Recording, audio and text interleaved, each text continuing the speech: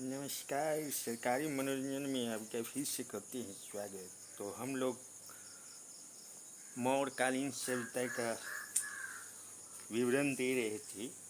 ये बताया था कि चंद्रगुप्त बचपन से ही काफ़ी प्रतिभाशाली थे। उसने अपने समकक्ष लड़कों को बीच प्रमुखता हासिल कर ली। वह प्रायः बालक मंडली के बीच उत्पन्न विवादों का हल एक राजा की तरह किया करता था। एक दिन जब वह राजकीलम नामक खेल में व्यस्त था, तभी उस रास्ते से जाते हुए चाणक्य ने अपनी सूक्ष्म दृष्टि से बालक चंद्रगुप्त के भविष्य का अनुमान लगा लिया था।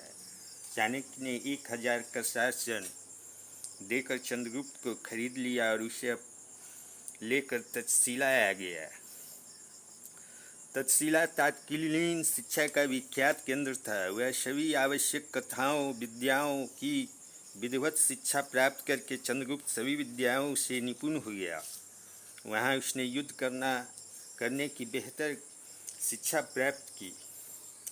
चाणक्य और चंद्रगुप्त ने घनानंद के विरुद्ध सिकंदर का उपयोग करने की कोशिश की तथा इसी संदर्भ में संभवतः चंद्रगुप्त सिकंदर से मिला भी था, परंतु सिकंदर ने उसकी कोई मदद नहीं की। सिकंदर की अकाल मृत्यु 323 से 322 ईस्वी पूर्व में बेबीलोन में होगी।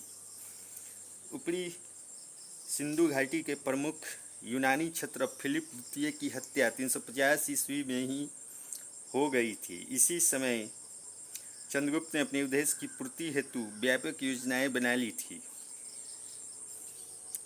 चाणक्य ने जिस कार्य हेतु चंद्रगुप्त को तैयार किया था, उसके दो उद्देश्य थे। पहला, यूनानियों के विदेशी शासन से देश को मुक्त करना। दूसरा, नंदों के घृणित एवं अत्याचारपूर्ण शासन का अंत करना। चंद्रगुप्त ने सबसे पहले एक सेना तैयार की जो स्वयं को राजा बनाया और इसके उपरांत सिकंदर के क्षत्रप के विरुद्ध संघर्ष प्रारंभ कर दिया। मगध की ओर प्रस्थान। 317 ईस्वी पूर्व तक उसने संपूर्ण सिंध और पंजाब के प्रदेशों पर अधिकार कर लिया तथा वहीं का एक छत्र शासक बन गया। इसके बाद चंद्रगुप्त तथा घनानंद का नाश करने हेतु मगध की ओर प्रस्थान कर गए। बौद्ध तथा जैन मतों के अनुसार चंद्रगुप्त ने सर्वप्रथम नंद साम्राज्य के मध्य भाग पर हमला किया, किंतु इसे सफलता नहीं मिली।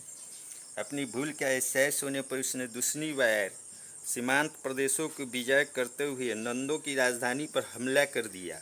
घमासान युद्ध हुआ, घनानंद मारा गया और चंद्रगुप्त भारत का एक विशाल साम्राज्य मगध का शासक बन गया।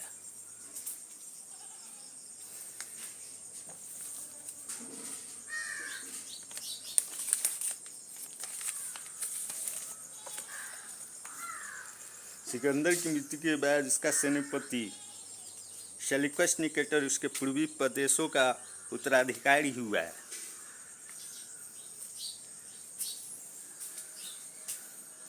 सिकंदर द्वारा जीते गए भारत के प्रदेशों को पुनः अपने अधिकार में लेने के लिए सेल्यूकस ने 305 ईस्वी पूर्व के लगभग भारत पर पुनः चढ़ाई की।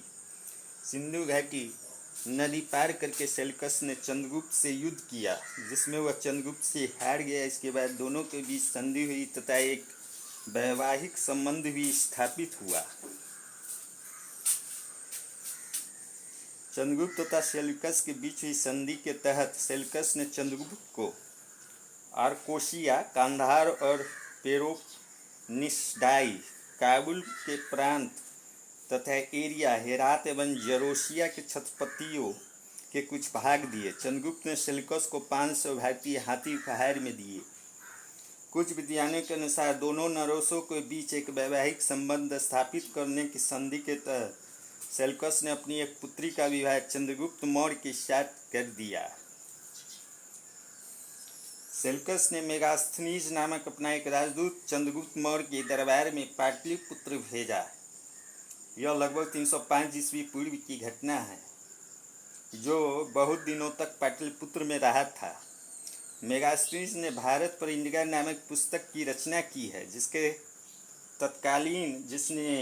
जिसमें तत्कालीन समाज के 7 वर्गों में विभाजित का उल्लेख है।